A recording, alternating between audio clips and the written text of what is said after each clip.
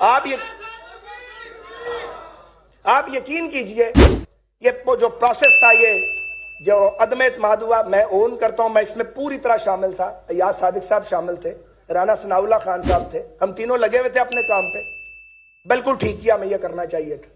لیکن جب کیبنٹ بن رہی تھی میں نے شہباز صاحب کی منت کی، میں نے کہا مجھے وزیر نہ بنائیں، پوچھ لیں آپ شہباز صاحب سے۔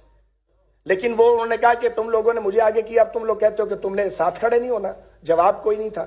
یقین کریں کوئی دلچسپی نہیں ہے اقتدار کے اندر رہ گئی، اسمبلی کے الیکشن کے اندر وہ والی دلچسپی نہیں رہ گئی ہے۔ کروڑوں روپے لگا کے آپ اسمبلیوں میں آئے، یہ جمہوریت ہے؟ اس کو خراب کون کرتا ہے؟ اس کو خراب وہ کرتے ہیں جو مارشل لاء لگاتے ہیں، اس کو خراب وہ کرتے ہیں وہ ججز جو نظریہ ضرورت کے تحت فیصلے دیتے ہیں، ری کاؤنٹنگ نہیں کرنے دینی، اٹھا کے پھینک رہا ثاقب نثار کیس کو۔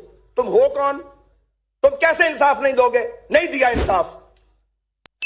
میں نام نہیں لیتا، جیلوں میں جب آپ لوگوں کو بلا کے کہتے ہیں کہ وزیر اعلیٰ بن جاؤ اور فارورڈ بلاک بناؤ، شرم آتی ہے؟ ارد گرد ہیں ہمارے کردار۔ میں نام نہیں لیتا، جب آپ کو پوچھیں کہ کہاں سے الیکشن لڑیں گے، آپ کہیں اپنے حلقے سے، اور آپ اس کے بعد کہیں وہ تو آپ ہار جائیں گے، آپ کو کس نے بتایا تھا کہ ہم ہار جائیں گے؟ یہ تو آپ نے کام کیے ہوئے ہیں، پھر کہتے ہیں بولے نہیں لوگ کیوں نہیں بولیں گے؟ اس ملک کا مستقبل نہیں ہو سکتا، بڑک بازوں کا کام ہی نہیں ہے یہ۔ تو میں آج کے دن یہ کہنا چاہتا ہوں کہ اگر جان چھڑانی ہے اس عذاب سے، جو عذاب بار بار آ جاتا ہے پاکستان پہ، کبھی کسی شکل میں کبھی کسی شکل میں، تو پھر سیاسی جماعتیں مہربانی کر کے رحم کریں، اپنے اندر الیکشن کروائیں، الیکشنوں کے ذریعے قیادت کے فیصلے کریں۔ ایک لیڈر جو ہے، کوئی ایک لیڈر جس کے پیچھے لوگ چلتے ہیں، وہ کیسے عقل کل ہو سکتا ہے؟ مجھے بتائیں، کیسے عقل کل ہو سکتا ہے؟